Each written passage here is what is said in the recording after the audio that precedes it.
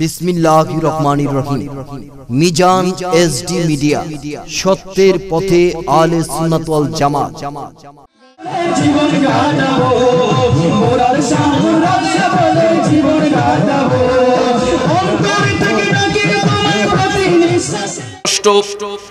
আমি যখন সৌদি আরবে গিয়েছি, কত প্রবাসী আমারে জড়াইয়া দইরা কান্না করছে, হুজুর এমন দেশে থাকি 2টা টাকা ইনকাম।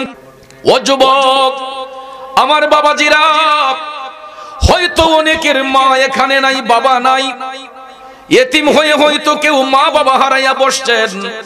একটা কথা জেনে রাখো যুবক, এটা রং তামাশার জায়গা নয়। আজকে এই মাহফিল হলো কবরবাসীর স্মরণের মাহফিল।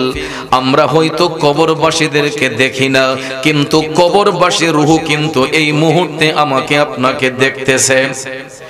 আজকে শুধু আব্দুল হান্নান ভাই নয়, এই কনিকারাবাসী কবরস্থানের রূহগুলো আমাদেরকে দেখতেছে। ওই কবরবাসী রূহগুলা তাদের সন্তানদেরকে দেখতেছে, যারা বাবা হারাইয়া মা হারাইয়া জান্নাতের বাগানে বসছে। হয়তো এই মুহূর্তে অনেকেই মোবাইল ফোন নিয়ে ব্যস্ত থাকতে পারতাম, অনেকে হয়তো এই মুহূর্তে বাজে নেশায় ব্যস্ত থাকতে পারতাম, কিন্তু এই মুহূর্তে কনিকারার মানুষগুলা, বিশেষ করে দক্ষিণ পাড়ার মানুষগুলা অপসংস্কৃতি বাদ দিয়ে, অপকর্ম থেকে দূরে থেকে একটা সুন্দর পরিবেশে দয়াল নবীর প্রেমের বাগানে বসার সুযোগ হয়েছে। তাহলে আজকের এই মাহফিল হওয়াতে আমরা খুশি নাকি বেজার? আর জোরে বলেন, খুশি না বেজার? যদি খুশি হয়ে থাকেন, একটাবার মহব্বতে ওই নবীর কথা স্মরণ করুন, যেই নবী আজও সবুজ গম্বুজের নিচে শুয়ে শুয়ে উম্মতি উম্মতি বলে কাঁদতেছে। বাবাজিরা আমার, যেই নবী আজও আমার আপনার জন্য কাঁদে, ওই নবীর মহব্বতে দুরূদ শরীফের আওয়াজ আসতে হবে নাকি জোরে হবে? তাইলে সামনে পিছনে মধ্যখানে সবাই একসঙ্গে এক আওয়াজে জবানটাকে বড় করে দুরূদ শরীফ পড়ে, আল্লাহুম্মা সাল্লি। মাশাআল্লাহ। মাওলানা মুহাম্মদ ওয়া আলা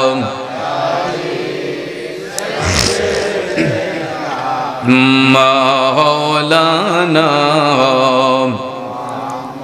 আসুন জীবনের গুনাহ মাফ করার জন্য সবাই আপন আপন কালবের দিকে মুতাওয়াজ্জি হইয়া একটু মধুর কণ্ঠে মধুর আওয়াজে আল্লাহ রাব্বুল আলামিনের জিকিরে মশগুল হয়ে যায়। ইল্লাল্লাহু ইল্লাল্লাহ ইল্লাল্লাহু ইল্লাল্লাহ ইল্লাল্লাহু ইল্লাল্লাহ ইল্লাল্লাহু ইল্লাল্লাহ লা ইলাহা ইল্লাল্লাহ লা ইলাহা লা পড়িয়ে লা ইলাহা ইল্লাল্লাহ লা ইলাহা ইল্লাল্লাহ ইল্লাল্লাহু ইল্লাল্লাহ ইল্লাল্লাহু ইল্লাল্লাহ ইল্লাল্লাহু ইল্লাল্লাহ ইল্লাল্লাহু ইল্লাল্লাহ লা ইলাহা ইল্লাল্লাহ লা ইলাহা। حسبي ربي جل الله ما فيه قلبي غير الله. حسبي ربي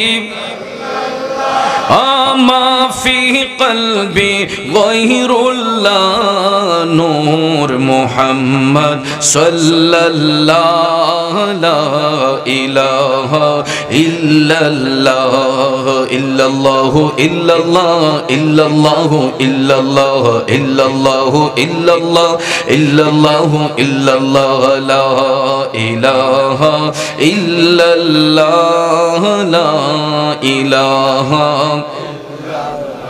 لا إله إلا الله محمد رسول الله صلى الله عليه وسلم. একটা জবান বন্ধ রাখবেন না, জবান খুলে উচ্চস্বরে বলুন আল্লাহু আকবার। আর একটু মায়ার সুরে পড়ি ইয়া রাসূলুল্লাহ। বিসমিল্লাহির রহমানির الرحمن الرحيم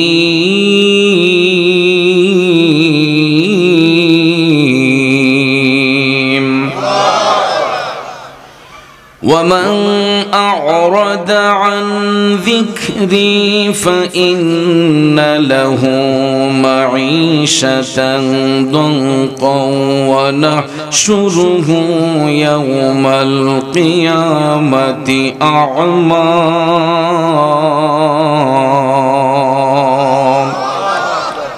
صدق الله العظيم وصدق رسوله النبي الحبيب الكريم ونحن على ذلك من الشاهدين والشاكرين والحمد لله رب العالمين ربي صل وسلم وبارك عليهم आजिले उनके पना आज मदद मांग उनसे आजिले उनके पना आज मदद मांग उनसे फिर न मांगे के किया मत में अगर मानो गया अम्मा बाद उपस्थित ঐতিহ্যবাহী নবীনগর উপজেলার কনিকারা দক্ষিণপাড়া মরহুম ইয়াকুব আলী সাহেবের স্মরণে এবং সমস্ত কবরবাসীর আত্মার মাগফিরাত কামনায় আজকের এই আজিমুশ শান ওয়াজ ও দোয়ার মাহফিল 2024 ইংরেজি সনে সম্মানিত সভাপতি অত্র এলাকার কৃতি সন্তান হাজী মোহাম্মদ আব্দুল মালিক সাহেব, আজকের প্রধান অতিথি মঞ্চ উপবিষ্ট নবীনগর পৌরসভার সাবেক স্বনামধন্য মেয়র, আমাদের সকলের প্রিয় মুখ, সকলের প্রিয় ভাজন, আমার শ্রদ্ধেয় বড় ভাই জননেতা মাইনুদ্দিন মাইনু সাহেব, মঞ্চ উপবিষ্ট আজকের প্রধান মেহমান, এই এলাকার কৃতি সন্তান বাবুল গ্রুপের মান্যবর চেয়ারম্যান, অত্যন্ত সদা হাস্যোজ্জ্বল বিনয়ী বিশিষ্ট শিল্পপতি আমার শ্রদ্ধেয় বড় ভাই আলহাজ এম এ কাইয়ুম সরকার সাহেব, এতক্ষণ আলোচনা করেছেন আমার স্নেহের শায়ের মোহাম্মদ ইসমাইল কাদেরী, মাহফিল পরিচালনায় হযরত মাওলানা হাফেজ মোহাম্মদ মহিউদ্দিন আশরাফি সাহেব, জিনার মাধ্যমে দাওয়াত কবুল করেছি, আমার অত্যন্ত প্রাণপ্রিয় বন্ধুবর, যার লাইফের অনেক মুহূর্ত অনেক কিছু যিনি আমার সঙ্গে শেয়ার করেন, সুখ দুঃখ, আমার অত্যন্ত প্রাণপ্রিয় বন্ধু গাজী জহিরুল ইসলাম আব্দুল হান্নান সাহেব এবং জনাব মোহাম্মদ আক্কাস গাজী, ডাক্তার মহসিন গাজী সহ অত্র এলাকার বিশিষ্ট মুরব্বিয়ানে কেরাম, যুব সমাজ, পর্দানিশীন মা বোনেরা, সকলের প্রতি আবার আন্তরিক সালাম, আসসালামু আলাইকুম ওয়া রাহমাতুল্লাহি ওয়া বারাকাতুহু। রব্বুল ইজ্জতের আলিশান দরবারে লাখো কোটি শুকর গুজার করার পর প্রিয় নবী সরকারে দু আলম নূরে মুজাসসাম মুহাম্মদ রাসূলুল্লাহ সাল্লাল্লাহু তাআলা আলাইহি ওয়াসাল্লামের শানে নাতে মুস্তাফা দুরুদে মুস্তাফা সাল্লাল্লাহু আলাইহি ওয়াসাল্লাম পরিবেশন করে মহাগ্রন্থ আল কোরআনুল কারীমের সূরা তাহার 124 নম্বর আয়াতে পাক তেলাওয়াত করেছি। খুব অল্প সময়ে আয়াতে পাকের মূল অর্থ, তাফসিরের ভাষায় কিছু আলোচনা এসেছে, এইগুলো উপস্থাপন করে মিলাদ শরীফ হবে, জিকিরের তালিম হবে, পরিশেষে মোনাজাতের মাধ্যমে আমরা আপন আপন বাড়িতে যাব। আল্লাহ পাক যেন শেষ মোনাজাত পর্যন্ত আমাদেরকে ধৈর্যের সহিত বসার সুযোগ দান করেন, সবাই বলি আমিন। বাবাজি, যেই জবানে কথা বলি একটু আওয়াজ করে বলুন তো, জবান দিয়েছেন কে? অনেক সময় দেখা যায় প্যারালাইসিস রোগ দেখা দেয়, ব্রেইন স্ট্রোক দেখা দেয়, যার ফলে অনেকের মুখ বাঁকা হয়, অনেকের জবান বন্ধ হয়। দোকানপাটে বসে, হাট বাজারে বসে বলি অমুকের প্যারালাইসিসে মুখটা বাঁকা হয়ে গেছে, জবানটা বন্ধ হয়ে গেছে। আসলে প্যারালাইসিস জিনিসটা কি, ব্রেইন স্ট্রোক জিনিসটা কি, এটা একটা উসিলা মাত্র। আসলে করছেন কে? জোরে বলেন কে? তাহলে তিনি সেই আল্লাহ যিনি আমাদেরকে মুসিবত থেকে উদ্ধার করতে পারেন, আবার মাঝে মধ্যে সেই আল্লাহ আমাদেরকে মুসিবতে ফেলেও দেন, ঠিক কি না? যিনি আমাদেরকে সুখ দান করে, যিনি আমাদেরকে দুঃখ দান করে, সবকিছু যিনি করেন উভয় অবস্থায়, সেই মহান মালিকের শুকরিয়া আদায় করা দরকার আছে না নাই? তাহলে যদি একটু পরীক্ষা নেই যে গত 24 ঘন্টায় কয়বার সেই মালিকের শুকরিয়া আদায় করেছি, কয়বার আল্লাহকে আল্লাহ বলে ডেকেছি, কয়বার আল্লাহর স্মরণটা অন্তরে রাখতে পেরেছি, যদি হিসাব নেই তাহলে দেখা যাবে আমাদের সময়ের 95% সময় আমরা হেলায় হেলায় কাটিয়েছি, 5% সময়ও আল্লাহর কাজে ব্যয় করছি কিনা এটা সন্দেহ আছে। কারণ আমরা আল্লাহর বান্দা, এটা শুধু মুখে স্বীকার করি, অন্তরে নয়। যদি অন্তরে স্বীকার করতাম আমরা আল্লাহর বান্দা, তাহলে আল্লাহর ভয় ঠিকই আমাদের অন্তরে থাকতো।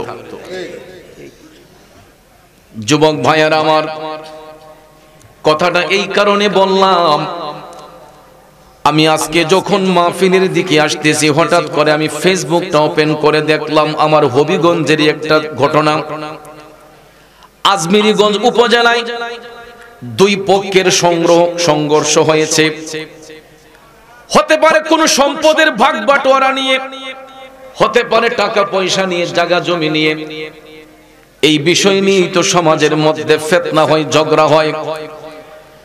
যদি কোনো একটা বিষয় নিয়ে হয়ে থাকে, দুই পক্ষের মারামারির ফলে আমি ফেসবুকের মধ্যে দেখলাম একজন ভদ্র মহিলার ঠোঁট দিয়া, এটাকে ত্রিপলা টেটা বলে, 3 মুখ, আপনারা কি বলেন জানি না, তে মুখি তে কাটটা বলেন নাকি 3 কাটটা, এই 3 কাটিয়া একটা টেটা একজন ভদ্র মহিলার ঠোঁট দিয়া ঢুইকা এপাশ থেকে ওপাশে বের হয়ে গেছে। 2টা হাত দিয়ে টেটাটাকে ধরে রাখছে। আর একজন ভদ্রলোকের চোখের দিকে তাকাইয়া দেখলাম এই তেফলা টিটাটা তার চোখের মধ্যে ঢুকে গেছে। আর একজন ভদ্রলোককে দেখলাম হতে পারে তার ডান সাইডে অথবা বাম সাইডে টেটাটা ঢুকে গেছে। আমি দেখতেছি রক্তগুলা টপ টপ করে পড়তেছে। হঠাৎ করে তাদের এই দৃশ্য দেখে আমার চোখটা দিয়ে পানি চলে আসলো। এরাও তো কোনো না কোনো মায়ের সন্তান, যারা তাদেরকে আঘাত করেছে অথবা এরাও হয়তো তাদেরকে আঘাত করেছে। দুই পক্ষের সংঘর্ষ হওয়ার কারণে এক পক্ষ আরেক পক্ষকে রক্তাক্ত করেছে। আব্বাজিরা আমার, এটা সভ্য সমাজে মুসলমানদের কাজ হতে পারে না। এইগুলা হচ্ছে জাহিলি খাসিয়ত। কথা কোন ঠিক কিনা?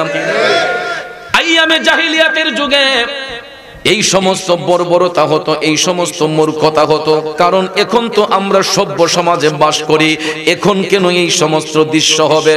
তখন আমার মনে পড়ে গেল, এরা হয়তো আমার আল্লাহর তাআলার ভয় অন্তরে রাখতে পারে নাই, আল্লাহর স্মরণ হয়তো তাদের অন্তরে ছিল না, যেই কারণে তাদের আজকে এই অবস্থা।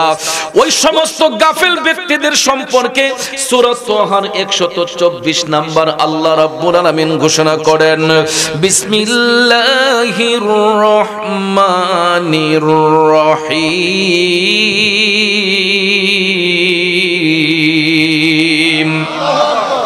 ومن أعرض عن ذكري فإن له معيشة ضنكا ونحشره يوم القيامة أعمى। আল্লাহ রাব্বুল আলামিন বলে, ও জগৎবাসীরা শোনো, যারা আমি আল্লাহর জিকির থেকে দূরে সরে যায়, যারা আমি মওলার স্মরণ থেকে গাফেল হয়ে যায়, আল্লাহ বলেন আমি তাদের জন্য কঠিন শাস্তি নির্ধারণ করে রেখেছি। আর ওই শাস্তির ধরনটা বলতে গিয়ে আল্লাহ বলেন, রোজ কিয়ামতের ময়দানে ওই সমস্ত ব্যক্তিদেরকে আমি অন্ধ করে উত্তোলন করব। তখন কিয়ামতের ময়দানে ওই লোকগুলো আমার আল্লাহকে এইভাবে প্রশ্ন প্রশ্ন করবে ক্বালা রাব্বি লিমা হাশারতানি আ'মা ওয়া কাদ কুনতু বাসীরা। লোকেরা আল্লাহ তাআলাকে বলবে, আল্লাহ আমরা তো দুনিয়ার জমিনে চক্ষুষ্মান ছিলাম, আমাদের তো দৃষ্টি শক্তি ছিল, দৃষ্টি থাকা সত্ত্বেও আজকে কিয়ামতের ময়দানে কেন আমাদেরকে অন্ধ করে উঠাইলা? তখন আমার আল্লাহ তাদের জবাব দিয়ে বলবেন ক্বালা কাযালিকা আতাতকা আয়াতুনা ফানাসিতাহা ওয়া কাযালিকাল ইয়াউমা তুনসা। জোরে বলুন না আল্লাহু আকবার। আমার আল্লাহ জবাব দিবে, বান্দা এই কারণে আজকে তোমাকে অন্ধ করে উঠানো হয়েছে, কারণ আমি আল্লাহর সত্য বিধান তোমার নিকট পাঠানো হয়েছিল। আমার সত্য বিধান পাবার পরও তোমার দৃষ্টি থাকা সত্ত্বেও তুমি আমার সত্য বিধানকে গ্রহণ করো নাই। সত্য বিধান মানে হচ্ছে মহাগ্রন্থ আল কোরআন। আল্লাহ বলে, বান্দা আমার সত্য কিতাব, সত্য কোরআন আমার হাবিবের মাধ্যমে তোমাদের নিকট পাঠিয়েছে। তোমাদের দৃষ্টি থাকা সত্য তোমরা তা অনুধাবন করো নাই, অনুসরণ করো নাই, যেই কারণে আজকে কিয়ামতের ময়দানে আমি আল্লাহ তোমাদেরকে দৃষ্টি থাকার পরেও অন্ধ বানায়া উত্তোলন করেছে। তাইলে বলুন, আল্লাহর আদেশ মান্য করলে লাভ হয় না লস হয়? আল্লাহর আদেশ অমান্য করলে লাভ হয় না লস হয়? বন্ধুরা আমার, বাবাজিরা, মানব জাতির উত্তম সংবিধান হচ্ছে মহাগ্রন্থ আল কোরআন। কথা বলেন ঠিক কিনা? প্রত্যেকটা মুসলমানের ঘরের মধ্যে যদিও কোরআন শরীফ আমরা যত্ন করে রেখেছি, কিন্তু তার সঠিক চর্চা অনেক পরিবারের মধ্যে হয় না। আজকে যদি কোরআন শরীফের চর্চা যদি প্রত্যেকটা ঘরে ঘরে থাকতো, এই সমাজের মধ্যে মারামারি হইতো না, কাটাকাটি হইতো না, হিংসা নিন্দা থাকতো না, গীবত থাকতো না, চুগলখড়ি থাকতো না, পরনিন্দা থাকতো না। মানুষ আল্লাহর ভয় অন্তরে রাখতে পারতো। কথা বলেন ঠিক না বেঠিক? কিন্তু একটাই কারণ হলো, কোরআন শরীফ আমাদের ঘরের মধ্যে আমরা রাখছি ঠিক, কিন্তু এর চর্চা আমাদের মধ্যে নাই। আমরা দুনিয়ার অর্থ সম্পদের লোভে এমন ভাবে মত্ত হয়ে গেছি, একটা বড় আল্লাহর ভয় অন্তরে কাজ করে না। অনেকে আছে কাকে মাইরা ব্যবসার মধ্যে লাভবান হবে, কেউ আছে কার চাকরিচ্যুত করে নিজে ওই জায়গাটা দখল করবে। ঠিক কিনা বলুন? কার জায়গাটাকে দখল করবে সমাজের মানুষ উপচে পড়ে লেগে থাকে। আচ্ছা বলুন, আমি যদি সারা দিন জমিনে কাজ করি, ফসল যদি ভালো ফলাইতে চাই, বরকত দেওয়ার মালিক কে? আমরা কি নিজে নিজে ফসলে বরকত বাড়াতে পারবো? চাকরিতে পারবো? ব্যবসাতে পারবো? কিন্তু ভাইয়েরা আমার, সমাজের মানুষ আল্লাহকে ডাকার সময় হয় না। যদি জিজ্ঞেস করেন, ভাই নামাজ কালাম পড়েন না কেন? কয় ভাই কাজ কামের কারণে পারি না। ঠিক না ঠিক? একটা সহজ কথা বলে দেয় যে কাজ কম করার কারণে নামাজটা সঠিকভাবে পড়তে পারি না, হেড পাথরে থাকি, সঠিকভাবে নামাজটা পড়তে পারি না। আমি বলবো, ভাইয়া আপনার জন্য তো আল্লাহ পাক পুরাটা জমিনকে নামাজের জন্য পাক বানিয়ে দিয়েছে। কথা বলেন ঠিক কিনা? আপনার জন্য পুরাটা জমিনকে আমার আল্লাহ নামাজের জন্য পাক বানায়া দিয়েছে। আপনি ক্ষেত পাথরে কাজ করেন, অসুবিধা নাই। ইযা কুদিয়াতুস সালাত, যখন সালাতের জন্য ডাকা হবে, সালাত কায়েম করুন। সঙ্গে সঙ্গে আল্লাহ বলেছেন ফান্তাশিরু ফিল আরদ, যখন সালাত শেষ হয়ে যায় তুমি রিজিকের তালাশ করো, আর বৈরাগ্য হয়ে বইসো না, তুমি রিজিকের তালাশ করো, ঘাম জড়াও। কিন্তু এত সুন্দর বিধান পাওয়ার পরেও আজকে দেখা যায় আমরা আল্লাহর ইবাদত থেকে বঞ্চিত। বন্ধুরা আমার, বাবাজিরা আমার, পৃথিবীর মধ্যে যতটা রাষ্ট্র আছে, প্রত্যেকটা রাষ্ট্রের মধ্যে সংবিধান রচনা আছে না নাই? আমাদের বাংলাদেশের মধ্যেও রাষ্ট্রীয় সংবিধান আছে, কিন্তু মাঝে মধ্যে দেখা যায় সংবিধানের মধ্যে উলট পালট হয়। কিন্তু মুসলমান শুনো রে, পৃথিবীর মধ্যে উত্তম সংবিধান হচ্ছে মহাগ্রন্থ আল কোরআন। যেই কোরআনের মধ্যে আমাদের পারিবারিক শিক্ষার গুরুত্ব আছে, রাষ্ট্রীয় শিক্ষার গুরুত্ব রয়েছে, সামাজিক শিক্ষার গুরুত্ব রয়েছে। কথা বলেন ঠিক কিনা? অর্থাৎ এই কোরআন শরীফের মধ্যে এমন কোন দিক নাই যেই দিকে আমার আল্লাহ আমাদের আমাদেরকে গাইডনেস না করেছেন। আসল কথা হলো আমরা এই কোরআনকে ফলো করে না বিদায় এই জন্য আজকে বিশ্বের মধ্যে আমরা পিছিয়ে আছি। আর আমাদের সত্যবাণী কোরআনকে রিসার্চ করে আজকে ইহুদি খ্রিস্টানরা আকাশপথে উড়োজাহাজ উড়াচ্ছে, সমুদ্রপথে জাহাজ দৌড়াচ্ছে। কথা কোন ঠিক কিনা?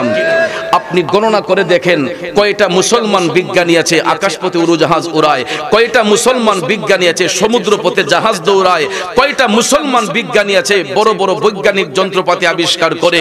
খোঁজ করলে দেখা যায় যদিও মুসলমানের মধ্যে বিজ্ঞানীর জন্ম হয়েছে কিন্তু ওইগুলাকে ইহুদি খ্রিস্টানগুলা টাকা দিয়ে কিনে নিচ্ছে। কথা বলেন ঠিক কিনা? আমাদের বাংলাদেশেও ইতিপূর্বে দেখেছি কিছু কিছু মেধাবী যুবক এরা যখন মোটরসাইকেলের পার্টস বানিয়ে ফেলে, বাতাসের সাহায্যে যখন মোটরসাইকেল দৌড়াতে পারে, তখন এই সবগুলা তারা আন্তর্জাতিক মিডিয়ার মাধ্যমে দেখে ওই ছেলেগুলাকে কোটি কোটি ডলার দিয়ে কিনে নিয়ে যায়। কারণ মুসলমানদের মেধার বিকাশ ঘটাইবার সুযোগ তারা দেয় না ইহুদি খ্রিস্টানরা। কথা কোন ঠিক কিনা? যদি ভাইয়ারা আমার পৃথিবীর সমস্ত মুসলমান কোরআন নিয়ে গবেষণা করত তাইলে মুসলমান জাতির মধ্যে উত্তম জাতি পৃথিবীতে তো আর কেউ নাই। কারণ আল্লাহ রাব্বুল আলামিন কোন ধর্মের কথা কোরআনে বলেন নাই, একটা ধর্ম ছাড়া, এই ধর্মটাই হলো ইসলাম। এই জন্য আমার আল্লাহ বলেন ইন্নাদ দীনা ইনদাল্লাহিল ইসলাম। আল্লাহ বলে আমার কাছে একটা মাত্র মনোনীত দিন, এটাই হলো দীনিয়াল ইসলাম। কথা বলেন ঠিক কিনা? আর ওই ইসলাম ধর্মের অনুসারী যারা হবে এরা আল্লাহর হাবিব রহমাতাল লিল আলামিন নবীর গোলাম হবে। কারণ আল্লাহ রাব্বুল আলামিন রহমাতাল লিল আলামিন নবীকে এই বিশ্বভুবনের মধ্যে পাঠাইয়া মুসলিম জাতিকে পৃথিবীর শ্রেষ্ঠ জাতি রূপে স্বীকৃতি দিয়েছেন। কথা বলেন ঠিক না বিঠে? ভাইরা আমার, বন্ধুরা আমার, আল্লাহর পক্ষ থেকে অসংখ্য কিতাব অবতীর্ণ করা হয়েছে। আমরা জানি আসমানি কিতাব 104 খানা। কথা কোন ঠিক না বিঠে? এর মধ্যে ভাইরা আমার প্রত্যেকটা কিতাব আল্লাহ এক একজন নবীর উপর অবতীর্ণ করেছেন। আমাদের নবীর উপর আল্লাহ যেই কিতাব অবতীর্ণ করলেন এটা হচ্ছে মহাগ্রন্থ আল কোরআন। আর এই কোরআন নিয়ে আমার আল্লাহ বিশ্ববাসীর সঙ্গে চ্যালেঞ্জ করে বলতেছেন যালিকাল কিতাবু লা রাইবা ফীহি। এটা এমন একটা কিতাব যেই কিতাবের মধ্যে বিন্দু মাত্র সন্দেহের কোনো অবকাশ নাই, যেই কিতাবের মধ্যে বিন্দু মাত্র সন্দেহের অবকাশ নাই। অথচ দেখেন মানব রচিত কিতাবের মধ্যে ভুল ত্রুটি স্বাভাবিক। ঠিক কিনা কোন? আমি বলেন, আপনি বলেন, আমরা নিজেরা যদি একটা বই রচনা করি, আমরা ইন্ট্রোডাকশনে অর্থাৎ ভূমিকার মধ্যে পাঠক মহলের কাছে আগে সরি স্বীকার করি যে লেখার মধ্যে ভুল ত্রুটি স্বাভাবিক। ঠিক কিনা বলেন? কিন্তু ভাইয়েরা আমার, পৃথিবীর মধ্যে একটাই কিতাব আছে যার শুরুতে কোনো সরি নাই, শেষেও কোনো সরি নাই। এটা হলো মহাগ্রন্থ আল কোরআন। আর এই কোরআন নিয়ে আল্লাহ রাব্বুল আলামিন বলেছেন এটা দাজ্জালের জন্য পথ প্রদর্শক হবে না, কাজ্জাবের জন্য পথ প্রদর্শক হবে না, বেবিচারীর জন্য পথ প্রদর্শক হবে না। আমার আল্লাহ বলেন হুদাল্লিল মুত্তাকিন। এই কোরআন হবে মুত্তাকিদের জন্য পথ প্রদর্শক, মুত্তাকিদের জন্য দিক নির্দেশক। এখন আমার প্রশ্ন হলো মুত্তাকি কারা হয়, পরহেজগার কারা হয়? মুত্তাকি পরহেজগার হয় একমাত্র তারা যারা সত্যের পথে নিজের জীবনকে কোরবান করেছে আর যেটার মধ্যে অটল হচ্ছেন সাহাবায়ে আজমাইন, তবেঈন, তবে তাবিন, আইম্মে মুজতাহিদিন, ওলি আব্দাল, গাউস, কুতুব, অদ্যাবধি পর্যন্ত যারা হচ্ছেন তারা সব সময় সত্যের পক্ষে নিজের জীবনকে কোরবান রাখতেন। ঠিক না ঠিক? আরেকটা জিনিস ফলো করবেন, সাহাবায়ে কেরাম এই কোরআনকে কিভাবে তারা ধারণ করেছেন। আল্লাহ যখন কোরআনের আয়াতগুলো অবতীর্ণ করতেন তখন এই আয়াতগুলা আল্লাহর হাবিব সাল্লাল্লাহু আলাইহি ওয়াসাল্লাম যখন সাহাবায়ে কেরামের সামনে যখন বলতেন তখন বলার পরে সাহাবায়ে কেরাম অনেকটা মুখস্থ রাখতে পারতেন, অনেকটা পারতেন না। তখন এইগুলাকে পাথরের মধ্যে লিখে রাখতেন। কিসের মধ্যে? পাথরের মধ্যে লিখে রাখা হতো। আর কাফের মুশরিকরা এই লেখাগুলা দেখার সাথে সাথে এরা এগুলো মুছে ফেলতো। কি করত? মুছে ফেলতো। তখন সাহাবায়ে কেরাম এই কোরআনে পাকের আয়াতগুলা মুখস্থ করতে শুরু করে দিলেন। নবীর প্রিয় সাহাবী হযরতে উসমান যিন নূরাইন রাদিয়াল্লাহু তাআলা আনহু কোরআনে পাকের আয়াতগুলা তিনি ঠুটস্থ কণ্ঠস্থ মুখস্থ করতে করতে 6666 আয়াতে কারিমা মুখস্থ করেছেন, যা পরিপূর্ণ কোরআনে পাক পূর্ণাঙ্গ হয়েছে। সুবহানাল্লাহ বলেন। এই কারণে ভাইয়েরা আমার, পৃথিবীর জমিনে একমাত্র মুসলমানদের পক্ষেই এই মহাগ্রন্থ আল কোরআনুল কারীম ঠুটস্থ কণ্ঠস্থ মুখস্থ করা সম্ভব হয়। এছাড়া পৃথিবীর মধ্যে কোনো মায়ের সন্তান বলতে পারবে না যে আমি ইনজিলটা মুখস্থ করেছি, আমি বাইবেল মুখস্থ করেছি। পারবে বলতে? একমাত্র দেখেন, আপনি যদি সারা বাংলাদেশ ঘুরেন, একটা বাইবেল একটা ইনজিল মুখস্থ করা লোক খুঁজে পাবেন না। কিন্তু শুধু কণিকারা দক্ষিণ পাড়া যদি আমি তাল্লাশ করি, না হইলো 5 থেকে 6 জন কোরআনের হাফেজ বের করতে পারবো। কথা কোন ঠিক না বেঠিক? আমি গ্রাম বাদ দিলাম, শুধু একটা পাড়ার কথা বললাম, উপজেলা জেলা তো বাদই দিলাম।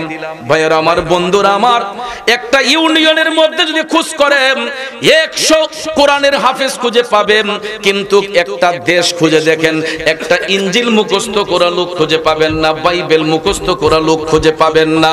এখন প্রশ্ন হলো পাবেন না কেন? কারণ ভাইয়েরা আমার, পাবার কথাও নয়, কারণ কোরআনে পাকই একমাত্র কিতাব যেটা মুসলমানদের পক্ষে ঠুটস্থ কণ্ঠস্থ মুখস্থ করা সম্ভব হয়। কথা বলেন ঠিক কিনা?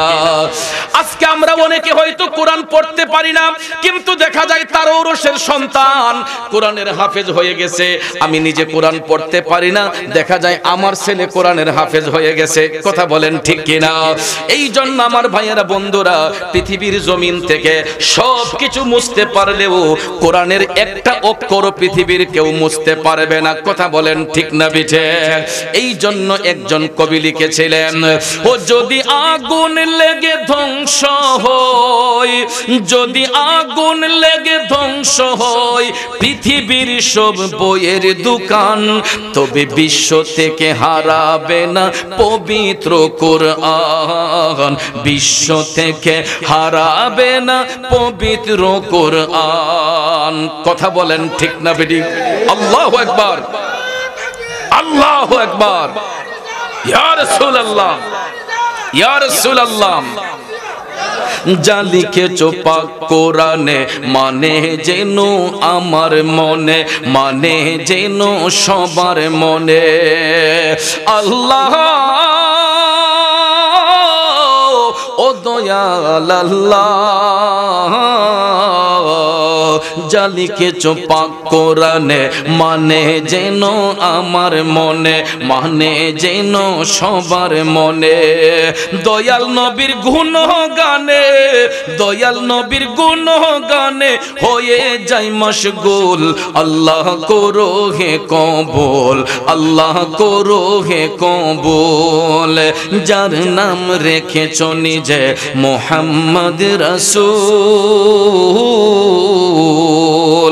সেই নামের উসিলায় দোয়া করো রে কবুল, আল্লাহ করো হে কবুল। খারাপ লাগতেছে বাবাজিরা, একটু মনোযোগ বাবাজিরা আমার। এই কোরআন নিয়ে আমার আল্লাহ এই কারণে চ্যালেঞ্জ করলেন, কারণ কোরআন এমন একজন নবীর উপর অবতীর্ণ করা হয়েছে যিনি হচ্ছেন সমস্ত নবীগণের নবী, সব নবীদের সরদার, যিনি হলেন রাহমাতাল লিল আলামিন। কথা কোন ঠিক কিনা?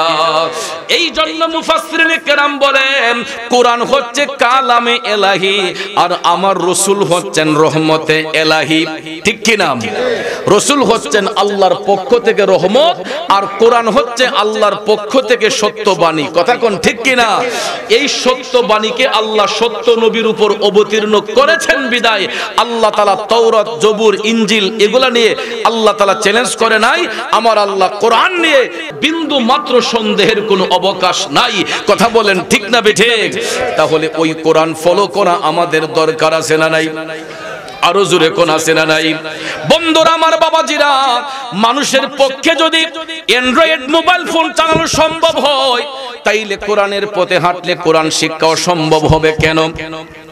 আপনারা লক্ষ্য করে দেখবেন, আমরা কখনো কল্পনাই করতে পারি নাই যে আমাদের বাপ চাচারা মুরব্বীরা তারা অ্যান্ড্রয়েড সম্পর্কে বুঝবে। জীবন একটা ভালো করে দস্তখত দিতে পারে নাই, এই ভদ্রলোকও দেখা যায় এখন কোনটা হোয়াটসঅ্যাপ, কোনটা মেসেঞ্জার, কোনটা ইমো, এটা ভালো করে বুঝে। কথা বলেন ঠিক না ঠিক? কয় না ইমোতে ক্লিয়ারও না, হোয়াটসঅ্যাপে কল দেয়। কথা বলেন ঠিক না ঠিক?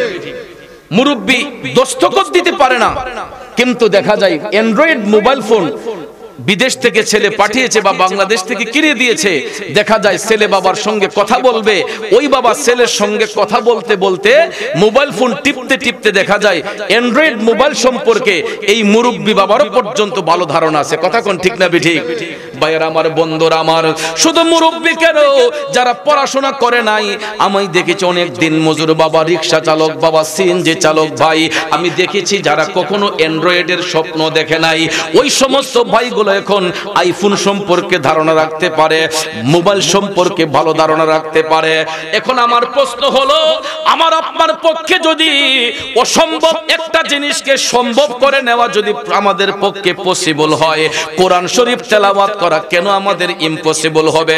এটাও তো পসিবল হওয়ার কথা, ঠিক না বিঠে? বন্ধুরা আমার, বাবাজিরা, মানুষ পারে না এমন কোন জিনিস নাই।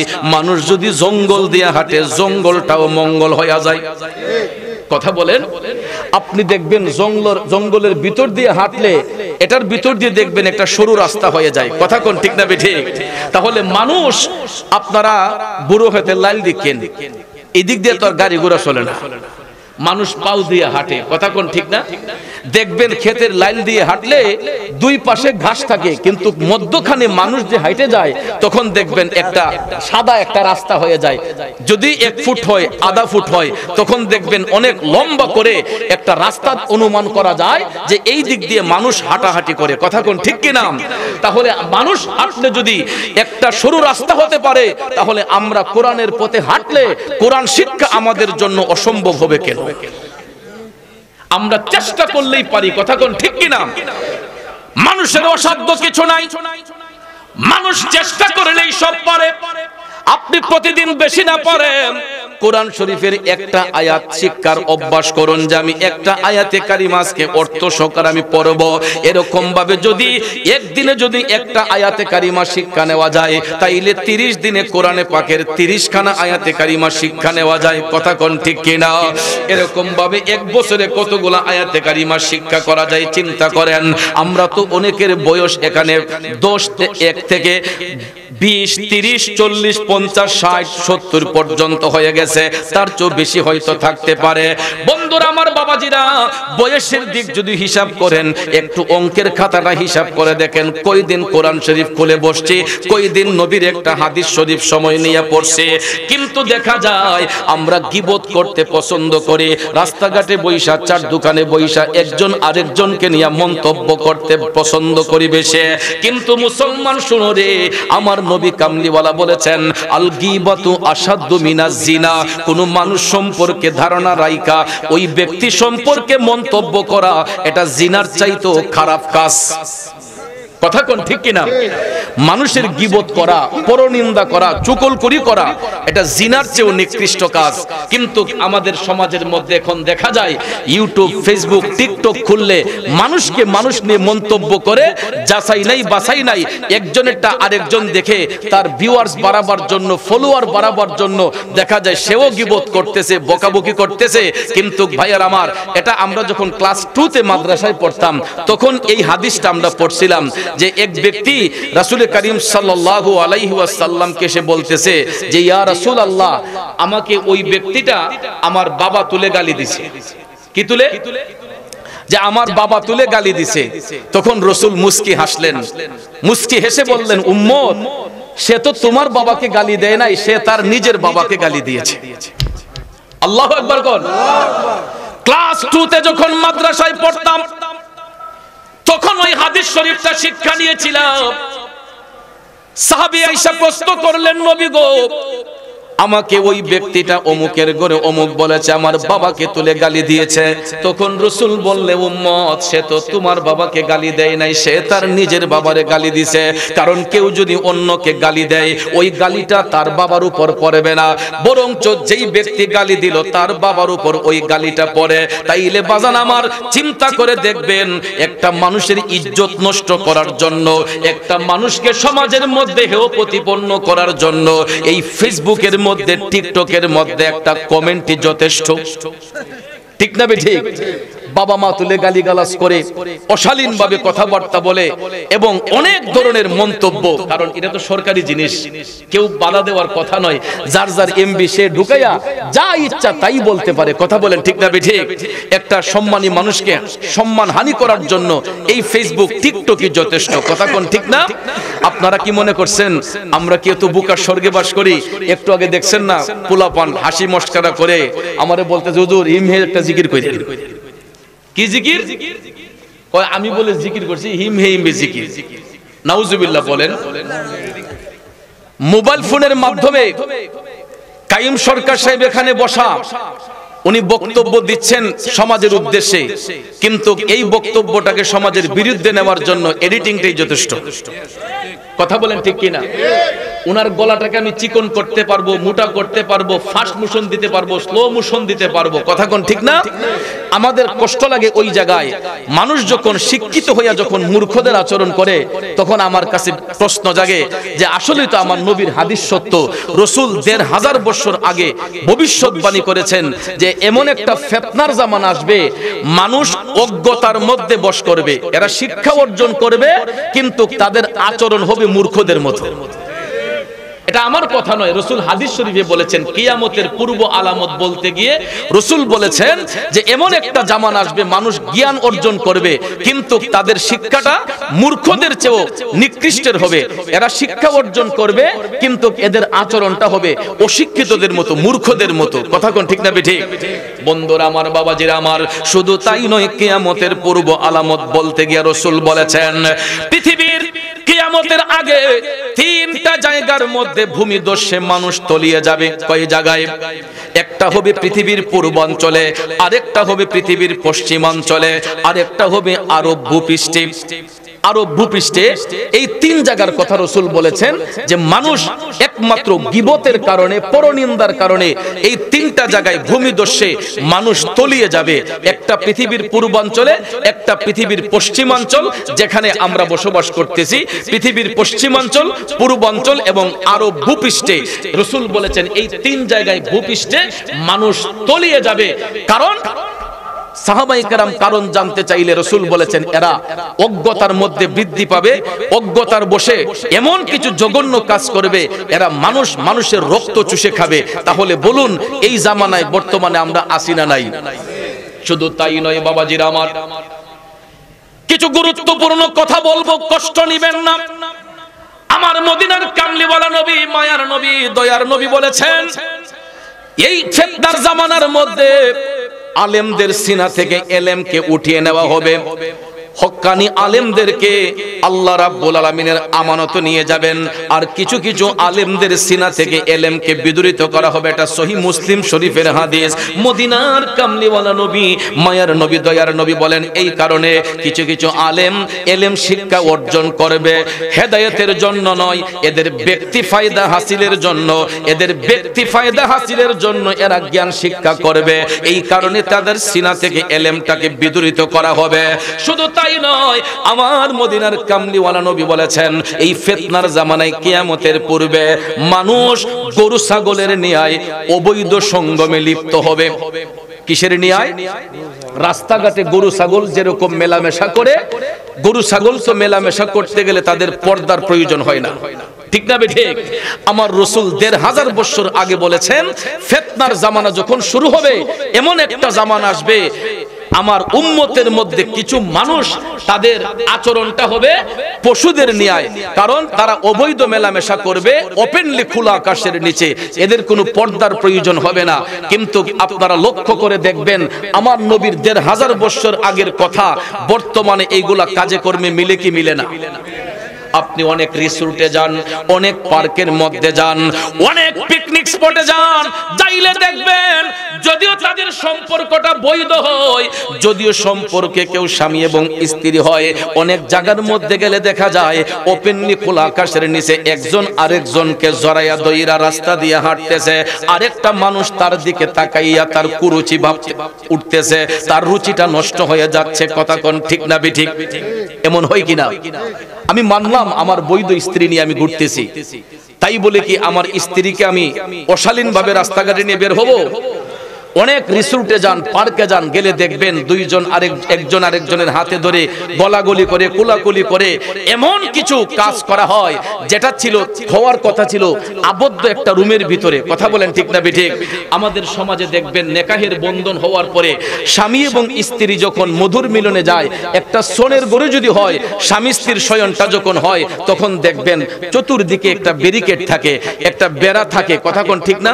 দরজাটা বন্ধ করা থাকে, বাতিটা অফ থাকে, একটা সুন্দর পরিবেশে সোনের গড় হইল স্বামী স্ত্রীর বন্ধনটা একটা সুন্দর একটা মুহূর্তে হয়। কথা কোন ঠিক না বেঠিক?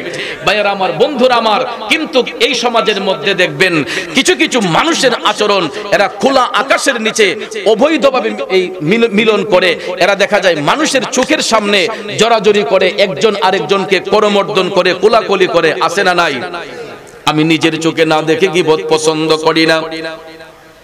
আমি গত রবিউল আউয়াল মাসে চট্টগ্রামে আমার একটা গজল রেকর্ড করতে গেছিলাম সি বিচে, পতেঙ্গা সমুদ্র সৈকতে।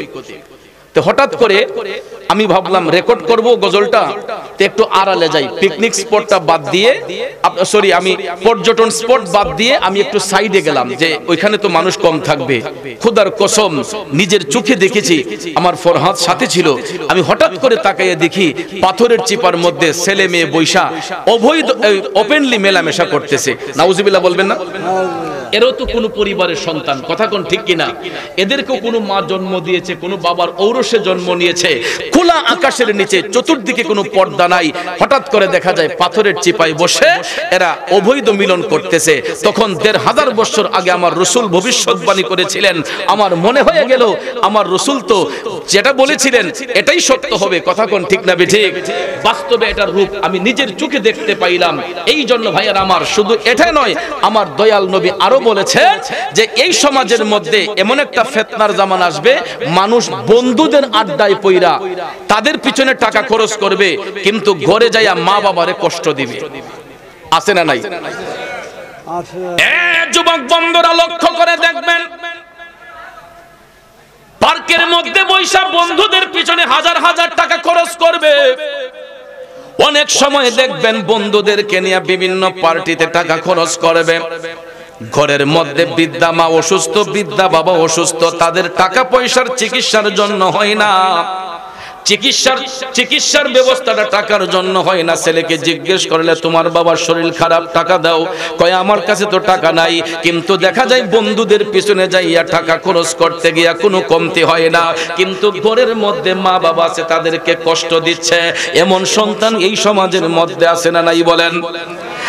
যুবক বন্ধুরা শোনো, পৃথিবীর কোন মা বাবা সন্তানকে অন্তর থেকে অভিশাপ দেয় না, পৃথিবীর কোন মা বাবা সন্তানকে অন্তর থেকে বদ্ধ করে না, কিন্তু মা বাবার মনের মধ্যে যে কষ্টটা অনুভব হয়, এই কষ্টটা যাইয়া আমার আল্লাহর আরশের মধ্যে লাগে। আমার আল্লাহর আরশটা তখন থরথর কইরা কাইপা উঠে। এই জন্য যুবক, এখনো সময় আছে রে। যেই ঘরের মধ্যে মা আছে, যেই ঘরে বাবা আছে, কোনোদিন তাদের সঙ্গে চোখ রাঙ্গায়া কথা বলবা না, কোনোদিন মা বাবার মনে কষ্ট দিয়ে কথা বলবা না। কারণ আল্লাহ রাব্বুল আলামিন কোরআন শরীফের মধ্যে আল্লাহর ইবাদতে কাউকে শরীক করতে বারণ করেছেন, কিন্তু দুইজন ব্যক্তিকে সম্মানিত করেছেন। একজন হলো আমাদের জন্মদাতা বাবা, আর একজন হলো গর্ভধারিণী মা। আল্লাহ রাব্বুল আলামিন তার ইবাদতের সঙ্গে কাউকে শরীক করতে বারণ করেছেন, কিন্তু মা বাবাকে সম্মান দিয়েছেন। এখন প্রশ্ন হলো, আমার আল্লাহ মা বাবার সম্মানটা সাথে সাথে বললেন কেন? এই কারণে বলেছেন, আমার আল্লাহ পাকের সঙ্গে যেমন কোনো অংশীদারিত্ব নাই, পৃথিবীর মধ্যে একটা সন্তানের কাছে তার মা বাবার চাইতে ঊর্ধ্ব মর্যাদার অধিকারী আর কেউ নাই। কথা কোন ঠিক কিনা? কারণ নিজের বাবারে বাবা ডাকা যেই স্বাদ পাওয়া যায়, অন্য একটা পুরুষরে বাপ ডাকলে নিজের বাবার মতো স্বাদ পাবেন? নিজের মারে আম্মা ডাকা যেই শান্তি পাওয়া যায়, অন্য একটা পুরুষরে মহিলারে মা ডাকলে নিজের মার মতো কি শান্তি পাওয়া যায়? তাইলে যুবক বন্ধুরা আমার, আল্লাহ রাব্বুল আলামিন বলেছে, হে সন্তানগুলা শোনো, তোমরা কখনো চোখ রাঙ্গাইয়া মা বাবার সঙ্গে কথা বলবা না, তোমরা তাদের সঙ্গে নম্র ব্যবহার করবা, তাদেরকে সেবা শুশ্রূষার মধ্যে সব সময় রাখবা।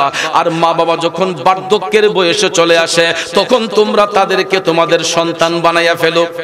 যেমনি ভাবে ছোট্টবেলা তারা তোমাকে নিজের সন্তান বানাইয়া লালন পালন করেছে, যারা তোমাকে আদর সোহাগ করেছে, স্নেহ মমতা দিয়েছে, তোমার পেশাব পরিষ্কার করছে, পায়খানা পরিষ্কার করছে, মা বাবা যখন বৃদ্ধ হয়ে যায় তখন তোমরা তোমাদের মা বাবার পেশাব পায়খানা পরিষ্কার করো, তাদের সেবা যত্ন করো, যেমনটা তারা ছোট্টবেলা আমাদেরকে করেছিলেন। ঠিক না ঠিক?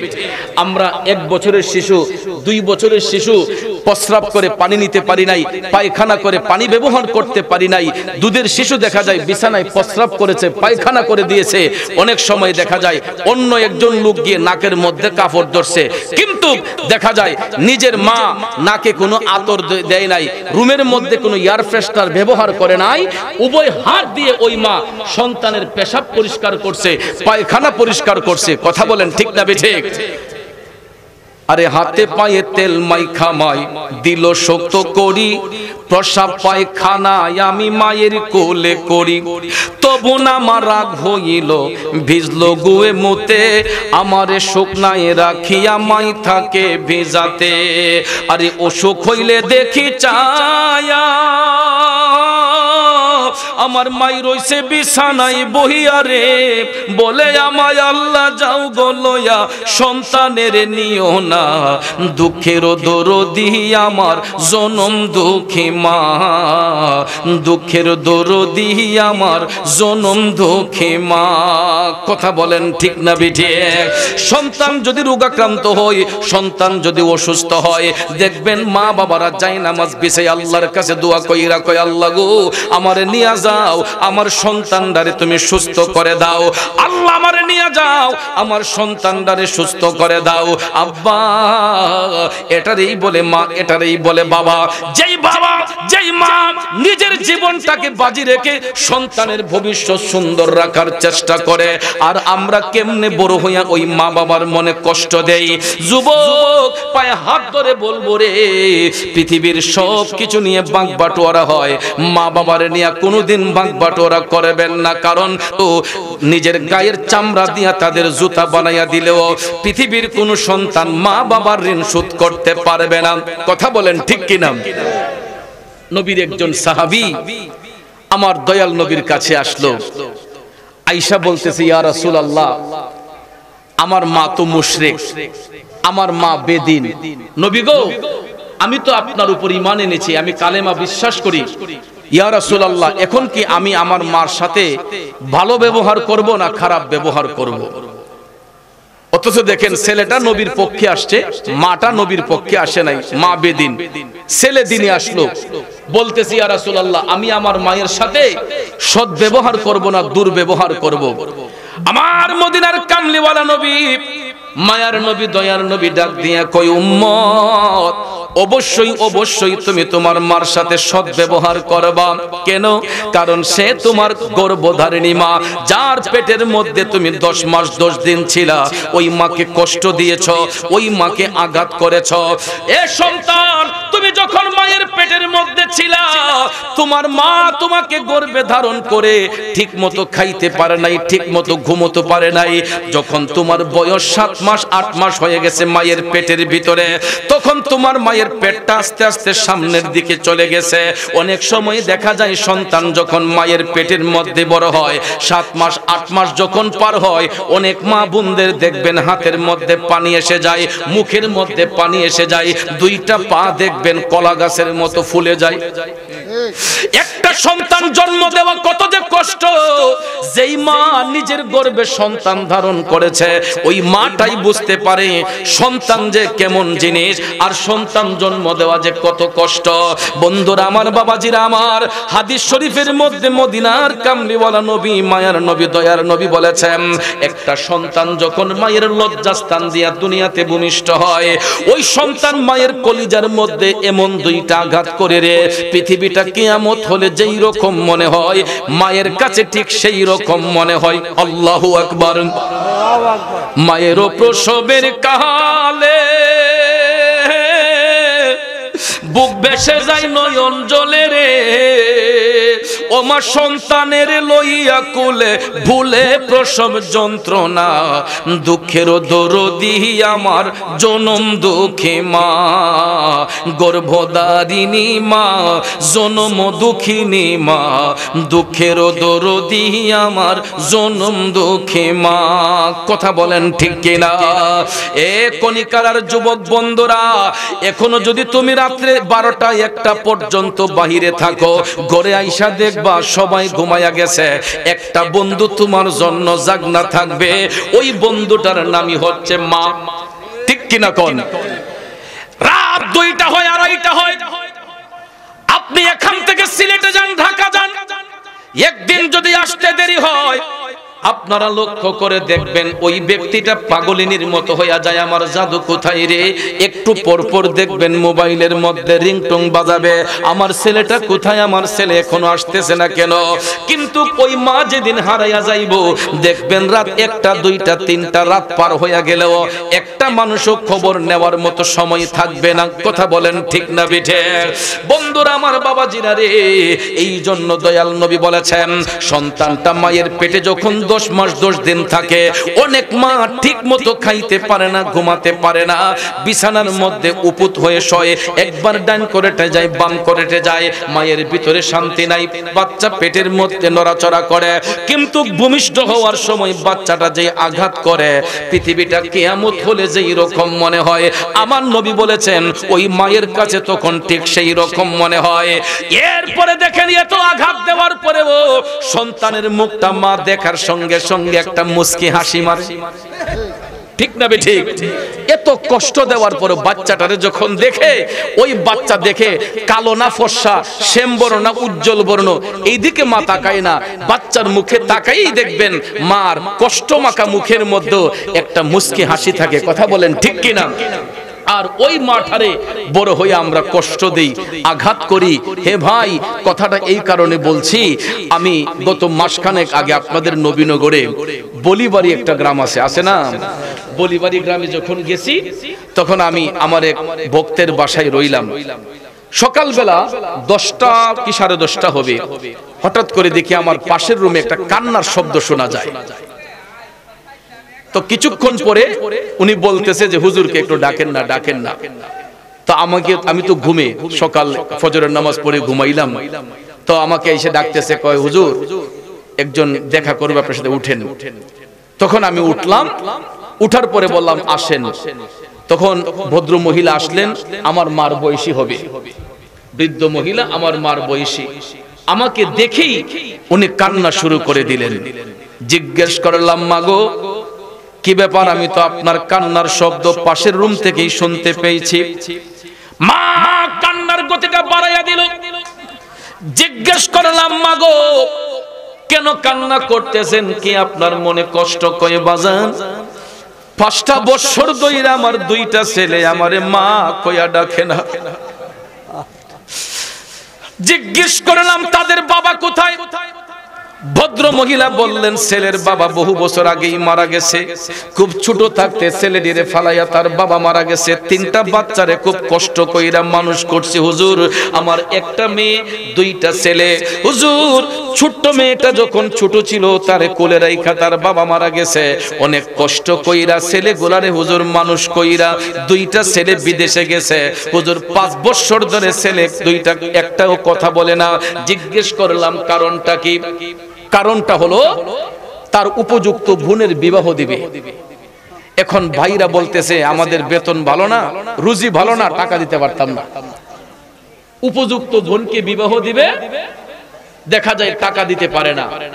ওই ভদ্র মহিলা তার বাবার বাড়ির ফরাসত্ব বিক্রি করে সেখান থেকে কিছু টাকা, লাখ পাঁচেক টাকা মনে হয়, বাবার বাড়ি থেকে ফরাসত্ব বিক্রি করে নিয়ে মেয়েকে বিবাহ দিয়ে কিছু জিনিসপত্র কিনে দিয়েছিলেন। কিন্তু ভাগ্যক্রমে ওই মেয়েটাও ক্যান্সার রোগ হয়ে মারা গেছে। ওই মায়ের মেয়েটাও ক্যান্সার রোগে মারা গেছে। ছেলেদের অভিযোগ হলো, তোমার বাবার বাড়ি থেকে টাকাই না, আমাদেরকে দেও নাই কেন? তোমার জিরে দিয়েছো, তোমার জিলুই থাকো। এই কারণে রাগ করে 5 বছর যাবত ছেলেগুলা মা কইয়া ডাকে না।